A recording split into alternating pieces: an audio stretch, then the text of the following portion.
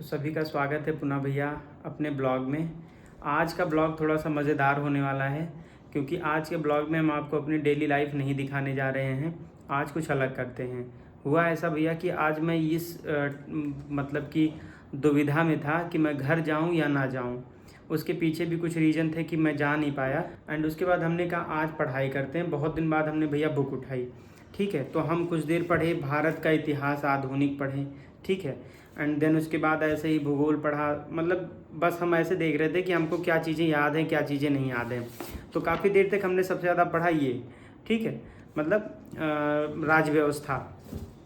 तो उसके बाद फिर हमने ये सोचा कि आज एक ऐसा वीडियो बनाते हैं कि मैं देख रहा था मेरे पास पैसे कितने हैं। तो पैसे देखा तो भाई लगभग जो भी कुछ अभी दिखा रहा हूँ। तो हमने 10 क्वेश्चन तैयार किए। मतलब कि चूँकि सानू अभी पढ़ाई कर रही हैं तो हमने कहा सानू पे टेस्ट करते हैं कि सानू की पढ़ाई किस स्तर पे है अभी। तो हमने कुछ क्वेश्चन संविधान से, कुछ भूगोल से, कुछ अपनी हिस्ट्री से, कुछ उसके सब्जेक्ट से और कुछ हिंदी से। उसका सब्जेक्ट मतलब कि होम साइंस। यहाँ से हमने 10 क्वेश्चन तैयार किए।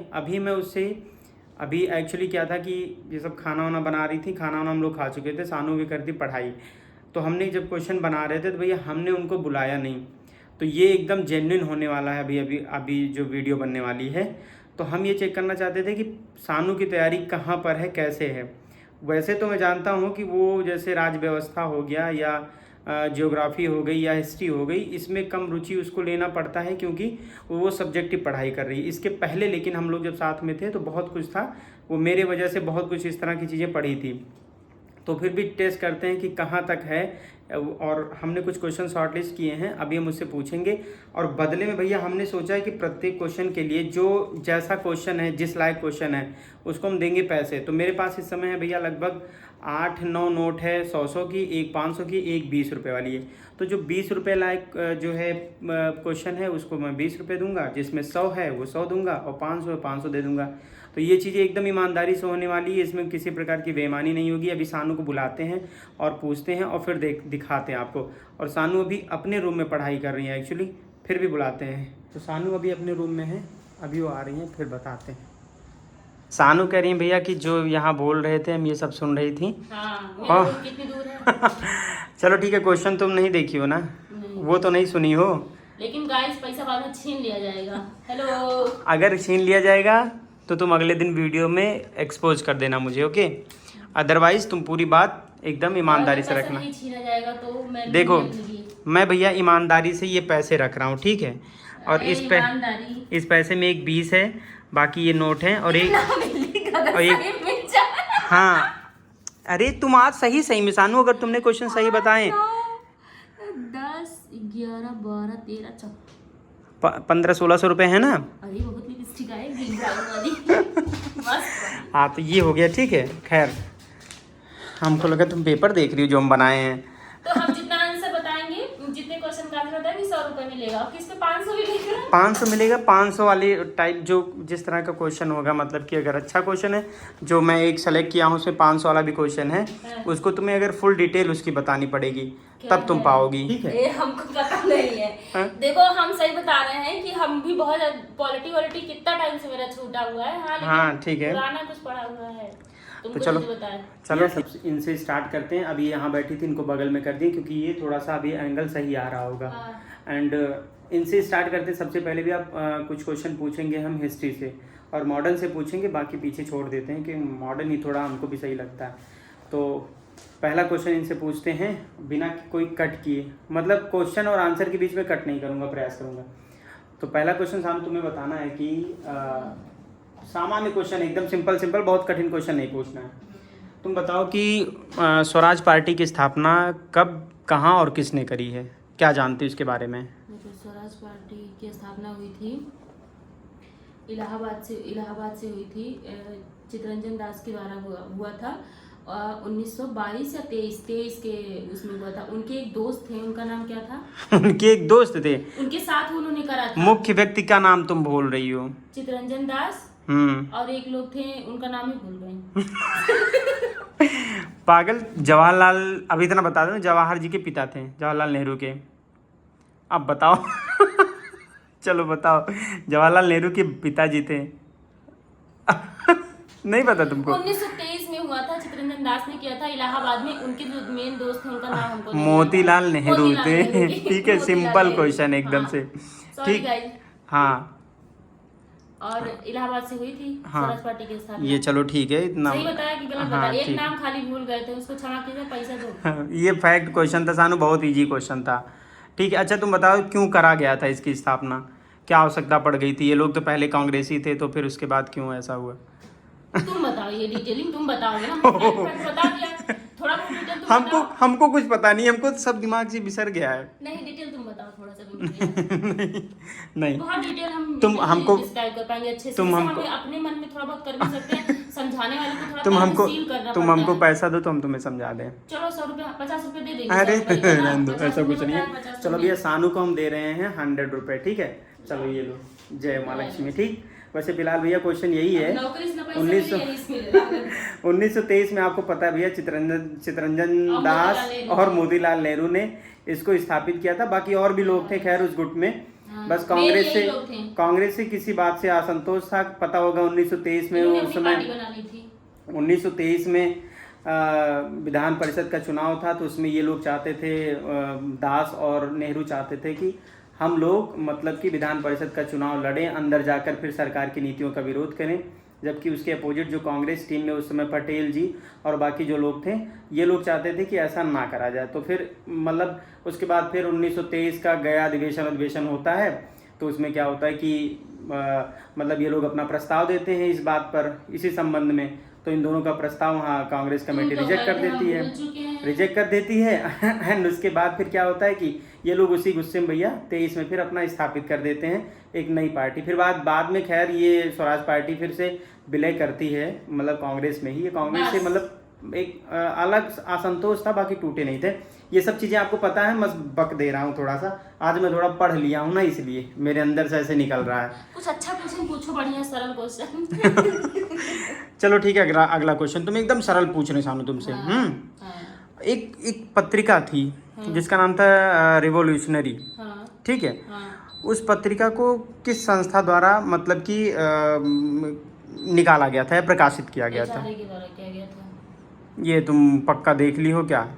Hindustan Republican association. तुम देख ली हो? हम तुम्हारा देख लेंगे, इतना छोटा छोटा लिखते हो तुम यार। एक प्रकाशन की नाम बताने, डिटेल भी नहीं बताना, एचआरए ने करा था।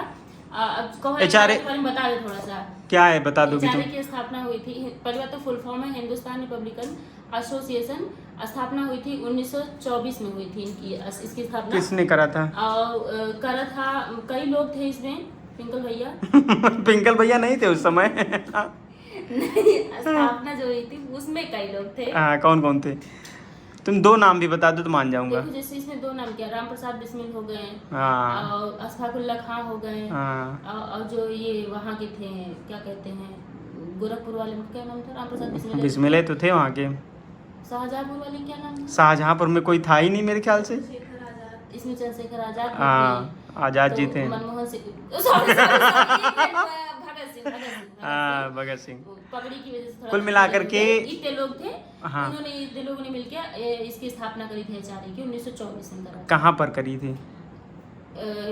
ये हुआ था वहाँ, चलो 4 ऑप्शन दे रहे हैं, गोंडा, कानपुर या अच्छा कानपुर आ गया तुम्हें। हाँ तो खैर किसने करा था बताओ, ये बताओ किसने करा था? तो किसने करा था? एक पर्टिकुलर नाम, उसको हेड किसने किया था? बोस जी ने नहीं। कौन से बोस? नहीं यार, बोस जी उसके पहले के हैं, सचिन सान्याल ने किया था उस समय। खैर जाने दो। तुमको ध्यान नहीं है, चलो ठीक है, कोई नहीं। ये मतलब बहुत बहुत पुराने टाइम की पढ़ी है, तो चलो ठीक है, इतना याद है तो मैं समझता हूँ। 1928 में एचएसआरए हो जाता है, हिंदुस्तान सोशलिस्ट रिपब्लिकन एसोसिएशन। किसने करा था एचएसआरए? किसने स्थापित किया था? लगभग लोगों को फांसी हो गई थी। फिर वही भगत सिंह ही शायद बचे थे, उनके साथ नए नए लोग जुड़े थे। फिर मेन कौन था बताओ? सचिन सान्याल तो थे मेन। सचिन सान्याल तो पहले ही 24 में कर चुके थे। 28 में किसने करा था? 28 में बता, चलो उन्नाव के थे वो, मूलता उन्नाव के थे। जल्दी जल्दी अरे तुम अगर ऑप्शन देखो तो हम बता दें यार, मेरे मुंह में ही है अभी, ना तो यही है। मतलब तुम आजाद जी को बोल रही हो यार? चंद्रशेखर आजाद। चंद्रशेखर आजाद जी ने HSRA की स्थापना करी थी। अरे सॉरी गाइस। अच्छा चलो बताओ तुम। अच्छा एक और क्वेश्चन, बेस्ट क्वेश्चन है इसमें भैया। मतलब पता है HRA के बाद उसके बाद इन्होंने जो भी मतलब जैसे ये काकोरी जो एक्शन हुआ था और बाकी एक्शंस के बाद इनको फांसी हुई थी 4 लोगों को। तो तुम बताओ सानू कि किन 4 लोगों को फांसी हुई थी? तुम बताओ कहाँ हुई थी, ये पूछता है क्वेश्चन हमने जो पढ़ा है कि ये व्यक्ति थे, इनको फांसी कहाँ पे हुई। जैसे अशफाकुल्ला खान की उनको फैजाबाद में हुई थी फांसी, राम प्रसाद बिस्मिल को गोरखपुर में हुई थी फांसी, ठीक है। और इनको इलाहाबाद में हुई थी, सचिन सान्याल को नहीं, उनको इनका नाम बहुत रोशन सिंह को इलाहाबाद करेक्ट हाँ। और एक कोई थे उनका भी हुआ था, गोंडा में हुआ था उनका, मेरे ख्याल से वो राजेंद्र लाहिड़ी। हाँ राजेंद्र लाहिड़ी भैया, ओके राजेंद्र लाहिड़ी का उनका। तो मतलब बढ़िया, चलो ठीक है, लो 100 रुपये पा जाएंगे। जय माँ लक्ष्मी। ये दूसरा गया भैया, ठीक है। चलो अब जल्दी करते हैं, नहीं तो बहुत भाग जाएगा, ये ज़्यादा डिस्क्रिप्शन में नहीं आते हैं। अब चलो अब आ जाते हैं भैया, 2 क्वेश्चन ये हमने पूछा है मॉडर्न हिस्ट्री से, एंड अभी पूछते हैं इनसे भैया कुछ राज व्यवस्था से। हाँ रणनीति ही है। अब राज व्यवस्था से इनका क्वेश्चन है भैया कि तुम बताओ, बड़ा बढ़िया क्वेश्चन, प्यारा क्वेश्चन लिया हूँ। बहुत फंसावा क्वेश्चन होगा जहाँ तक हमको थोड़ा दिखा था। अरे देखो ना देखो कि गड़बड़ हो जाएगा। हाँ तुम बताओ 86वें संविधान संशोधन का संबंध किस जो है विषय से है, मतलब क्या उसमें? 86वां संविधान संशोधन जो है, जो हमारा, तुम पहले ये बता दो कौन से ईयर में हुआ था? 2002। पक्का? हाँ। 100%? हाँ। अच्छा चलो ठीक है, ये तो सही। ठीक बताया तो सही। हाँ सही है, तो बता रहा हूँ। अब बताओ इसमें क्या हुआ था? तो जो 21 का है, मतलब 21 अनुच्छेद है, उसमें जैसे अनुच्छेद को बढ़ाना है तो ABCD करके ऐसे हुआ है, तो 21 का एक जुड़ा था आर्टिकल, उसके अंतर्गत ये किया गया था कि जो हम 6 साल के बच्चे, 6 साल से नीचे बच्चे हैं, उनको अनिवार्य एवं निःशुल्क शिक्षा दी जाएगी, ये राज्य का कर्तव्य है। अरे सब तुम कर्तव्य को और मूल अधिकार को और राज्य और पेरेंट्स के कर्तव्य को सबको एक साथ कर दो। हमने सही बताया है। हाँ चलो विषय तुम बता सकती हो कि ये मौलिक शिक्षा को मौलिक अधिकार का दर्जा दिया गया था, ठीक है। और जो 21 अनुच्छेद है वो दर्शाता है प्राण एवं दैहिक स्वतंत्रता। अरे वो काम पूछते ना है। अब जैसे लड़कन से पूछ रहा भैया कि कुछ बताया था, तू जो ना हो तो वो बता दे, ABCD सुनाई। नहीं जैसे ये तो बच्चों से पूछो, चलो बताओ तुम गिनती सुनाओ, तो गिनती जब खत्म हो गया उनका, मम्मी मतलब अप्रिशिएट करके कहीं अच्छा मम्मी ABCD सुनाई दी। नेक्स्ट क्वेश्चन नहीं, अभी इसको पूरा तुम कर ही नहीं थी, इसलिए तुम्हारा क्वेश्चन इसमें कटेगा नंबर। इसको तुम अगर पूरा बताती सानू। अच्छा नहीं, टफ होता है क्वेश्चन, बिलीव करो, टफ होता है, आर्टिकल के क्वेश्चन टफ लगते हैं। कुछ नहीं होता है भैया, देखो सिंपली 86वें संविधान संशोधन 2002 को जरूर पढ़ना, क्योंकि आप जानते हो इसके संबंध में 3 संशोधन ऐसे हैं। एक तो 21 हुआ है इसका कुछ संशोधन, एक तो 21 का जो है A है, जिसमें आप जानते हो कि सबसे पहली बार शिक्षा को मौलिक अधिकार का दर्जा दिया गया, बाद में बहुत दिन बाद में लागू हुआ, खैर वो सब चीज़ें अलग चीज़ हैं। और दूसरी चीज़ जो इधर है नीति निर्देशक तत्व हैं राज्य के, उसके 45 का जो पहले जो उसकी परिभाषा थी उसको बदल दिया गया, और उसके बाद राज्य को का ये कर्तव्य बता दिया गया कि 6 वर्ष से कम के बच्चे जो हैं, तो मुझे उनकी पूरी परिभाषा याद नहीं है कि वो हाँ उनके मतलब कि बाकी चीज़ों का राज्य को कर्तव्य बताया गया। एंड इसके बाद सबसे महत्वपूर्ण था जो मूल कर्तव्य में परिवर्तन हुआ था, 11वें कर्तव्य के रूप में जोड़ा गया था माता पिता के कर्तव्य को, कि 6 से 14 साल के बच्चों को आप जो है मतलब शिक्षा का पूर्ण अवसर उपलब्ध कराएंगे, माँ बाप का कर्तव्य होगा।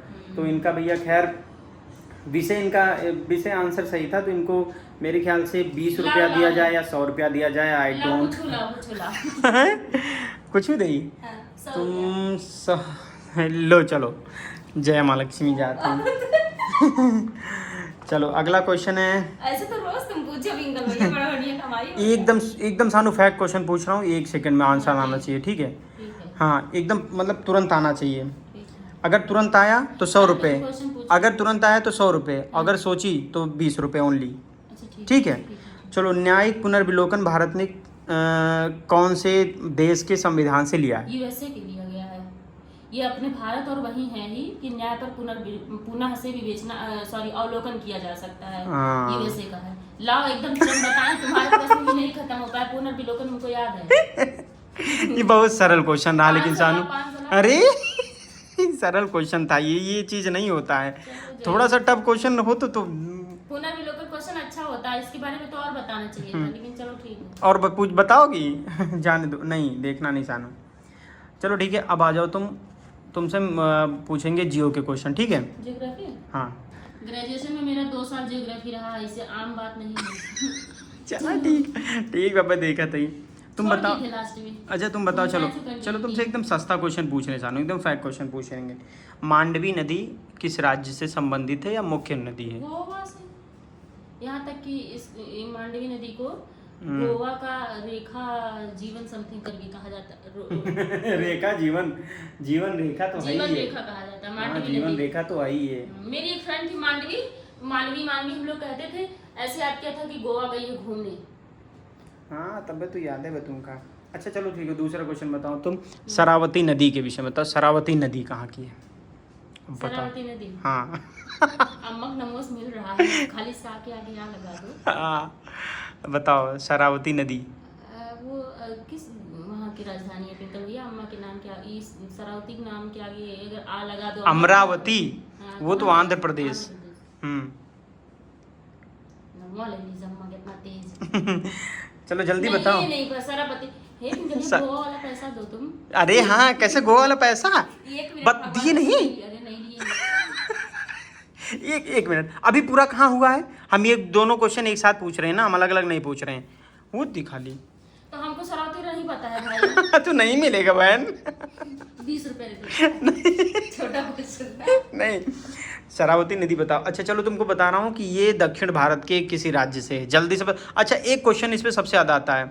चलो भैया आप लोग भी लिख दो, इस पर एक क्वेश्चन आता है शरावती नदी उस पर। राज्य का तुम वो बता दो, क्लासिकल डांस क्या होता है। हाँ तो हम वो राज्य बता देंगे। अरे यार हमें क्लासिकल डांस वांस तुमको क्योंकि भुला हमको ही क्लासिकल डांस याद है। पता नहीं यार, हमको क्लासिकल हम भूल गए हैं। यक्षगान कहाँ का है? नहीं यार, यक्षगान वहाँ का नहीं है। कच्ची पूड़ी तो आंध्र नहीं, प्रदेश का है। आंध्र लोग प्रदेश अंधे का हैं है। तो कच्ची पूड़ी बना देते हैं ऐसे करके यार। हाँ वो नहीं है, पाइका वाइका नहीं है वहाँ की ना। अच्छा वहाँ बताओ, तो उस नदी पर एक जलप्रपात है जिसका नाम है जोग जलप्रपात है, और सबसे ज़्यादा पूछा गया क्वेश्चन है। मतलब एक बार मुझे पता है कि ये स्टेट पीसीएस का क्वेश्चन भी था, जोग जलप्रपात किस नदी पर है, बस हमको वही नहीं याद आ नदी। रहा है, चलो क्या ठीक है, बताएं? नहीं कोई बात नहीं, चलो ये है भैया कहाँ तुम्हारी की है? कर्नाटक की है, ठीक है। यक्षगान वहीं का तो नृत्य है। यक्षगान वही का है? पता नहीं, मैं तुम तो बताए मुझे थे नहीं, तो हम बता दें। मुझे नहीं ध्यान है।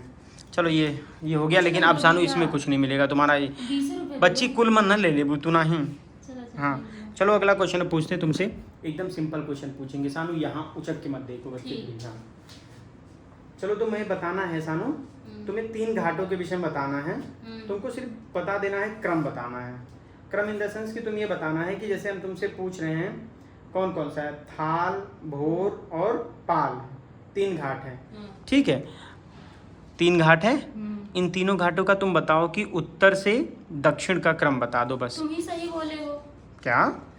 तुम सही बोले ही हो, क्रम में ही तुम बोले ही हो। गलती हो गई हमसे। देखो पहले थार है, फिर पाल है, दोनों महाराष्ट्र में है। हाँ भोर है केरल में, एकदम नीचे। हम गलत बोल दिए, तुमको आइडिया लग गया। अरे हमको याद था क्या तुम्हारा आइडिया? बढ़िया है तो। चलो हमको याद था। इसका भी पैसा कटेगा। हम जा रहे हैं, इतना मेरे पास, मेरे सर में दर्द है, हम बैठे हैं तब भी। लाओ दो, एक को पैसा नहीं, एक को मिला नहीं तो 20 रुपया इसका बस। अरे सानू 15%। अरे हम बोल दिए अपने मुंह से, नहीं। चलो ठीक है, अगला क्वेश्चन, अगला क्वेश्चन तुम्हारे सब्जेक्ट का है, इस पे 500 रुपये तुमको मिल जाएगा, तुम्हारा सब्जेक्ट का, लेकिन तुम्हें वेल एक्सप्लेन करना पड़ेगा तब मिलेगा। ठीक है ना, बताओ। हाँ ठीक है, तुम चलो बताओ सानू, प्रोटीन की सबसे छोटी इकाई कौन सी है? अमीनो अम्ल है। कई सारे अमीनो अम्ल मिलकर एक प्रोटीन बनाते हैं।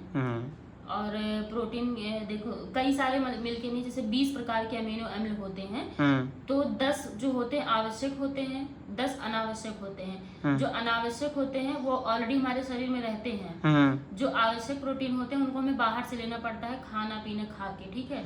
वो हमारे अंदर नहीं पाए जाते हैं। जो 10 आवश्यक उनका नाम भी बताएं। किसका? हाँ बता दो, आवश्यक याद है होने का। तुमको? हम जैसे जो अनावश्यक उसको छाट देते हैं, अनावश्यक वाला नहीं याद किए हैं, 10 आवश्यक वाला याद कर लिए हैं। बताओ बताओ। तो देखो isoleucine, leucine, lysine, methionine, tryptophan, histidine, ये बहुत अच्छा नाम है, अक्सर भूल कटे जाते हैं। 500 में से नहीं कटना नहीं चाहिए, ये हम भूल मतलब नाम ही भूल जाते हैं थोड़ा सा। हाँ। जिसमें से हम तुमको बता दें, मिथियोनिन जो होता है सल्फर युक्त होता है, मिथियोनिन एमिनो अम्ल चावल में पाया जाता है, हाँ। लाइसिन एमिनो अम्ल दाल में पाया जाता है। हाँ। इसलिए जब खिचड़ी तुम बना के खाओगे दाल और चावल का, तो दोनों एमिनो हमें मिलता है, तो ज्यादा अच्छा। कहते खिचड़ी हेल्थ के लिए बहुत, वाकई में हेल्थ के लिए बहुत अच्छा होता है। अब इंडियंस की आदत होती है तड़का फड़का मारने की, तो बात अलग है। तो मिथियोनिन पाया जाता है चावल में, लाइसिन पाया जाता है दाल में, और हिस्टाडीन जो होता है छोटे बच्चों के लिए बहुत ज्यादा उनके विकास के लिए बहुत अच्छा होता है। और क्या बताएं, इतना तो बता दिए। और कुछ बता सकते हो इसके विषय में? हाँ, और जैसे प्रोटीन में, जैसे देखो जो हमारे अंदर जितनी भी चीजें पाई जाती, कार्बोज हो गया, ये सारी चीजें जो मिनरल्स हो गए, और तो उन सब में क्या होता है कि वो सब कहीं ना कहीं सेम है, लेकिन प्रोटीन हमारे अंदर इसीलिए अलग है क्योंकि उसमें नाइट्रोजन पाया जाता है प्रोटीन में। और नाइट्रोजन की जो संख्या होती है वो होती है 16% होती है नाइट्रोजन की संख्या, ठीक है, प्रोटीन में। और क्या कहते हैं कि प्रोटीन देखो जैसे क्या है कि जो हमारे शरीर में सबसे पहले जल है, ठीक है, सबसे ज्यादा जो है जल है, 71% है, कहीं कहीं 65 से 71 भी दे देता है, 65 70 समथिंग आयु के ऊपर है। तो ये होता है इसके, अगर जल के बाद हमारे अंदर दूसरा स्थान जो है प्रोटीन का ही होता है। अच्छा, ठीक है, कभी कभी देखो जब हमारे अंदर फैट की कमी होगी तो प्रोटीन अपना प्राथमिक काम छोड़ के सेकेंडरी काम करने लगता है। यही सब प्रोटीन, इससे ज्यादा क्या ही है प्रोटीन में। नहीं सही है भैया, क्वेश्चन का आंसर बहुत ला पैसा ला। बहुत अच्छा दिया है। 100 रुपए का क्वेश्चन था भाई। नहीं, ये हम पूरा बताएं। इससे क्या होता है तुम्हारा? नहीं, ये क्वेश्चन बढ़िया था और अच्छी बात है, इतना तुम्हें पता तुम्हारा सब्जेक्ट है, तो मुझे अच्छा लगा कि तुम्हारा सब्जेक्ट इतना तैयार है। बाकी अभी तो और बता दें, अभी और बता दोगी? ला ला ला। तो भैया देखो 500 का, जय माँ, 500 भैया गया इनका, ठीक है। अब 900 हो गया, 900 हो गया। 920 रुपया। चलो अगला क्वेश्चन यार इनसे, एक क्वेश्चन तुम बताओ सानू कि हमारे शरीर में एकदम सिंपल क्वेश्चन, अब की बार फैक्ट एकदम पूछ रहा हूँ, पसलियों की संख्या बता दो कितनी होती है? देखो तुम संख्या पूछो, बारीकी पे ध्यान दो। तुमने संख्या पूछी है तो संख्या 24 होगी, लेकिन पसलियां जोड़ी में गिनी जाती हैं, इसलिए 12 जोड़ी होंगी। अच्छा, तो कोई भी बच्चा आंसर देते वक्त इस चीज का ध्यान रखिएगा। अगर जोड़ी में पूछा तो 12 जोड़ी होती है। और इसका बड़ा विस्तारित अच्छा है पिंकल भैया कि नीचे 3 होती है, ऊपर 8। सत्येंद्र सर बहुत अच्छा पढ़ाए थे, थोड़ा सा हमें देखना पड़ेगा, बहुत दिन में पढ़े नहीं है। इसी के अंदर हमारी वो हर्ट होता है, वो सेव करता है, हर्ट टिका है ना किस पे? हुआ है, हाँ, किस वाली हड्डी पे, ये सब मैंने पढ़ा है थोड़ा सा अभी इस टाइम। हाँ, जैसे देखो दोनों तरफ पसलियां हैं, देखते हैं जब दोनों कंकाल में दोनों तरफ पसलियां, जो बीच में है जिससे जुड़ी हुई है उस हड्डी को बोलते हैं स्टर्नम बोलते हैं। ये जो कड़ी कड़ी यहाँ हड्डी होती है इसको स्टर्नम बोलते हैं। ये चीज जो है, ये जो ऐसे देखो गोला हुआ है, इसको मैन्यूब्रियम बोलते हैं, इस हड्डी को मैन्यूब्रियम बोलते हैं। यहाँ से हायोड हड्डी आती है तो हमारी जीभ जुड़ जाती है। अच्छा, मतलब हाँ, जीभ को हायोड ने जोड़ा है। हाँ, हायोड अगर पूछता है कि जीभ किस हड्डी से जुड़ी है तो हायोड से जुड़ी है, हायोड मैन्यूब्रियम से जुड़ा है, मैन्यूब्रियम स्टर्नम जोड़ देता है, स्टर्नम से 12 पसलियां जुड़ी हुई हैं। अरे वाह भैया, ये होता है। पढ़े लिखे भाई तो हम तो जानते नहीं से के चलते बा, लेकिन बा कुछ पढ़े लिखे। या तो कैसे कहता है कि हम ह्यूमन एनाटॉमी की हम फिंगर की तुमको हड्डी बता दे कहां कहां तक है, अंश में एक क्लास, रोनी में एक क्लास, सब हम जब सोचो कोई भी बच्चा अगर कोई बुक पढ़ने से डरता हो तो मेरी ये कहानी याद कर लेना। ह्यूमन एनाटॉमी, हम 8 के स्टूडेंट है, तुम्हारे हाथ दर्द हो रहा होगा, सही से फोन कर लो क्योंकि हम थोड़ा देर बताएंगे इसको अच्छे से। अच्छा, हाँ ठीक है। जैसे देखो कोई भी बच्चा अगर कोई भी बुक पढ़ने से डर रहा हो, हम आर्ट्स के रहे हैं, हमारा माइंड बहुत शार्प नहीं था चीजों में, बहुत भोदू टाइप का था, ठीक। हाँ, लिटरली जैसे साइंस हमने कभी पढ़ी नहीं यार, तो जैसे साइंस के बच्चे बहुत एक्स्ट्रा स्मार्ट होते हैं, वो चीज हमारे अंदर रहा ही नहीं। फिर क्या हुआ कि जब पहली बार हमको ह्यूमन एनाटॉमी पढ़ना पड़ा तो हमको लगे कि ये हम कैसे पढ़ पाएंगे, हम पढ़ ही नहीं पाएंगे पूरा, मतलब पूरा साइंस और ये हो। तो अगर किसी को ये कभी लगेगा कि सानू उसको अच्छे से तैयार कर सकती हैं ह्यूमन एनाटॉमी, और कोई बुक किसी को टफ लगेगी तो ये याद करें ना, अगर हम उसको तैयार कर सकते हैं तो आप अपनी बुक बहुत अच्छे से तैयार कर सकते हो। और बिलीव में जब से ह्यूमन एनाटॉमी मैंने तैयार कर लिया, मुझे ऐसा लगता है कोई भी बुक टफ नहीं है। पढ़ने का तरीका सिर्फ यही था कि ह्यूमन एनाटॉमी मैंने ऐसे पढ़ती गई, क्या था कुछ पता ही नहीं चल रहा था। पढ़ती गई। इसके बाद याद किया, फिर रिवीजन किया, उस पर क्वेश्चन किया और मेरा फेवरेट सब्जेक्ट बन गया। मुझे अच्छा लगने लगा जान के कि क्या क्या है, कैसे क्या क्या है। तो अगर आपको कोई भी बुक डराती है तो याद कर लेना कि मैंने ये बुक एकदम समझ लो एकदम भोदू थी मैं जब वो बुक पढ़ी थी, अब मुझे आने लगी। हमको याद है एक चीज भैया, जब पहली बार इनका हम लेकर आए थे ये बुक, हमको हम नहीं कर पाएंगे होम साइंस। सानू जब इसको पढ़ी होगी एक आध दिन तो ये इतना हैरान थी कि यार ये सब क्या पढ़ना होम साइंस में। मैंने एक टाइम पे ये भी सोच लिया था अगर मेरा हिंदी सब्जेक्ट होता तो मैं टीजीटी निकाल ले जाती, मैं तो कहाँ फंस गई। और अब मैं बहुत ब्लेस फील करती हूँ मैंने होम साइंस सब्जेक्ट लिया और मुझे कोई शर्म नहीं है कि होम साइंस जैसा सब्जेक्ट। भाई होम साइंस सिर्फ आपको लगता है कि होम साइंस मतलब घर का विज्ञान है, सब सारी चीजें आपको साइंस की। तो हम पहली बार इनके लिए बुक लाए थे भैया, वो शायद इतनी मोटी सी है, सानू एकदम घबरा गई थी, एकदम डिस्टर्ब। हम यही इसको बोले थे कि तुम पेशेंस, हमने इसे कहा था तुम सिर्फ पेशेंस बना लो बस और कुछ मत करो। मेहनत भी लेकिन बहुत करी, हम पूरा बुक ऐसे पढ़ ले गए। इसके बाद जो हमको छांट के लगा कि क्वेश्चन आएगा, नोट्स बना डालें, और वो उस नोट्स का कुछ किए भी नहीं, बस ऐसे बना डालें। इसके बाद फिर याद करते गए तो याद होता गया। हमने इनसे इतना ही कहा था कि तुम बस उस बुक से इंगेज करो खुद को, बस और कुछ मत करो, बाकी तो हो ही जाएगा, कोई से समस्या नहीं। चलो भैया ठीक है, इनको 500 उसके मिल गए हैं। अगला क्वेश्चन इनसे पूछते हैं कि अभी चलो हिंदी के 2 क्वेश्चन सस्ते पूछ के खत्म कर देते हैं। कितना है? अरे 10 क्वेश्चन टोटल हम बनाए थे, तुमसे एकदम सिंपल क्वेश्चन पूछ रहे हैं। हाँ, ठीक है। चलो छायावाद को जान रही हो ना? हाँ। छायावाद के विषय में बहुत कुछ लोगों ने कहा है। हाँ। मतलब विचारक जितने भी रहे उस समय, कवि या आलोचक रहे, एक ऐसे व्यक्ति रहे हैं, उन्होंने कहा छायावाद को कि छायावाद जो है स्थूल के प्रति सूक्ष्म विद्रोह है। हाँ। ये चीज कहा था ना, ये किसने कहा था? ऑप्शन हम तुमको दे रहे हैं, चलो नहीं हम ऑप्शन तुमको दे रहे हैं, बताओ। जानकी वल्लभ शास्त्री ने कहा था, केदारनाथ अग्रवाल ने कहा था, डॉक्टर नागेंद्र ने कहा था, या दिनकर ने कहा था? डॉक्टर नागेंद्र ने कहा था। अभी ऑप्शन है तुम्हारे पास, उन्हीं ने कहा, चेंज कर सकती हो तुम। उन्हीं ने कहा था। वो कैसे कह देंगे? उन्होंने कहा था। या रामचंद्र शुक्ल? आलोचक थे रामचंद्र शुक्ल तो ये ना वो भी तो नागेंद्र भी तो थे। लेकिन उन्होंने ही कहा। चलो ये भी क्वेश्चन। आलोचक की तो यही अच्छी बात है कि वो आपको सत्यता बताते थे। चलो तुम्हारा ये लो 100 रुपए। बहुत थकी रहे। अच्छा भैया अंतिम क्वेश्चन तुमसे पूछ रहे हैं, ठीक है सानू? अंतिम क्वेश्चन तुम्हारा है। अंतिम क्वेश्चन भैया इनसे पूछ रहे हैं। एक पत्रिका है, आपने सुना होगा, पत्रिका नहीं ये अखबार था एक्चुअली, कवि वचन सुधा जिसका नाम था। कवि वचन सुधा को कौन प्रकाशित करता था और कहाँ से प्रकाशित होता था? ऑप्शन में दूंगा तुमको, कवि वचन सुधा बताना है। भैया हमको इतना डीप नहीं है, आप बता। याद तो हम देखो किए थे, यहाँ तक भी याद था कि साप्ताहिक है, त्रैमासिक है कि क्या है, लेकिन चलो ऑप्शन तुमको दे रहा हूँ ना। मैत्री शरण गुप्त, ठीक है, फणीश्वर नाथ रेणु, ठीक है दूसरा ऑप्शन। तीसरा है राजा शिव प्रसाद सितारे हिंद, ठीक है, और चौथा ऑप्शन तुम्हारे पास हो जाएगा भारतेंदु हरिश्चंद्र। 4 ऑप्शन के साथ तुमको आंसर देना। क्या था नाम? कवि वचन सुधा। कवि वचन सुधा। सुधा मतलब होता है, सुधा का विलोम गरल होता है। तो इसको पूछ, फिर वही चीज हो गया। वो याद आ गया ऐसे दिमाग में। अबे नहीं, भारतेंदु हरिश्चंद्र नहीं, भारतेंदु हरिश्चंद्र नहीं। ऑप्शन है तुम्हारे पास बदलने का? नहीं याद आ रहा। जल्दी करो, ये 300 का क्वेश्चन है। मेरे पास 300 है भैया, ये 300 का क्वेश्चन मान लिया जाएगा। तुम 2 आंसर। चलो नहीं, ये देखने वाला काम नहीं। हाँ देखने वाला नहीं। चलो जल्दी करो जल्दी। नहीं याद। देखो हम बता रहे ना, डॉक्टर हरिश्चंद्र थे। डॉक्टर हरिश्चंद्र डॉक्टर बना दी उनको।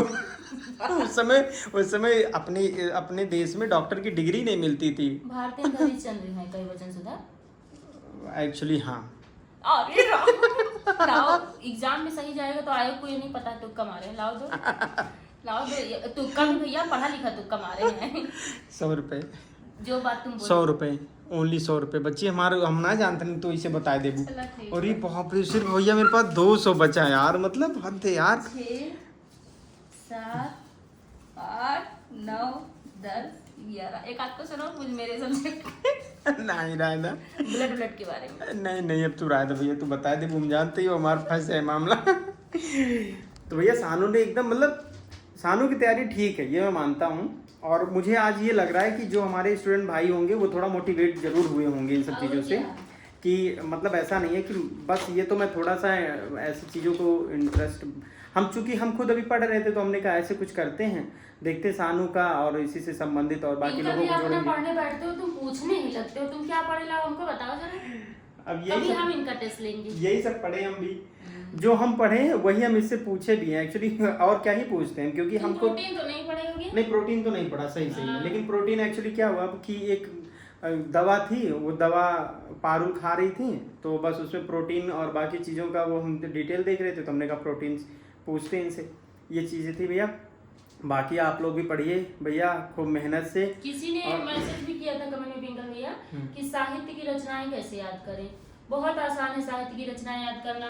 देखो एक चीज बताएं आपको, साहित्य की रचना अगर याद करना है तो याद करने पे मत जाओ, आप सिर्फ और सिर्फ उस कवि के विषय में पढ़ो। हाँ। मतलब आप ये ना पढ़ो कि जैसे भारत भारती किसने लिखी है, उठा लिया उनकी जितनी हाँ, जूही की कली हो गई, भारत भारती किसने लिखी है ये मत पढ़ो, ये पढ़ो कि मैथिली शरण गुप्त को पढ़ लो और उनको पढ़ लो, उस समकालीन चीजों से जोड़ लो अपने आप को तो तुम्हें याद हो जाएगा। लूसेंट में जो दिया है साहित्य दिया है, लूसेंट मत पढ़ो। हाँ, साहित्य का ऑप्शन है, साहित्य का ऑप्शन बहुत अच्छा दिया। हमने एक हफ्ते में तैयार किया था, इसके बाद हमने आदित्य से क्वेश्चन कर लिया था, बहुत बढ़िया थोड़ा बहुत है। और बाकी अगर साहित्य को और इंटरेस्टिंग लेना है तो वो उनका कुमार विश्वास की श्रृंखला आई थी कुछ, जिसमें उन्होंने कवियों को मतलब डिस्क्राइब किया था, एक एक कवि को अलग अलग दिन, हमको नाम नहीं याद आ रहा है कि उनका क्या नाम था किस, तो कुमार विश्वास की मतलब कि ऐसे एक एक घंटे डेढ़ घंटे की बहुत सारी मतलब की वीडियोस हैं, हर कवि पर है, जैसे नागार्जुन पर है, इधर बच्चन साहब पे, मतलब सब पे ही है लगभग निराला पे है, तो इनकी सारी चीज़ें आपको याद हो जाएंगी, वो देख लेना मज़ा भी आएगा आपको, मतलब उनको आप जोड़ पाओगे। नागार्जुन की भी स्टोरी है पता है तुमको, जब साहित्य पढ़ो उसमें है अच्छा। हाँ तो बिल्कुल है यार, और क्या, कोई उसमें घुमक्कड़ था, कोई कुछ था, कोई कुछ था। तो चलो भैया ठीक है, मिलते हैं अगले ब्लॉग में मॉर्निंग में, और सब तब तक के लिए बहुत बहुत थैंक यू। और इनफैक्ट अगले ब्लॉग में होप्स हो कि मैं शाश्वत से मिलने जाऊंगा, तो कल छुट्टी भी है क्योंकि और घर नहीं है, पिंकल भैया घर नहीं है इस बार जा नहीं पाए भैया। तो चलो मिलते हैं अगले ब्लॉग में, तब तक के लिए बहुत बहुत thank you, love you all, good night and bye bye, good night, bye.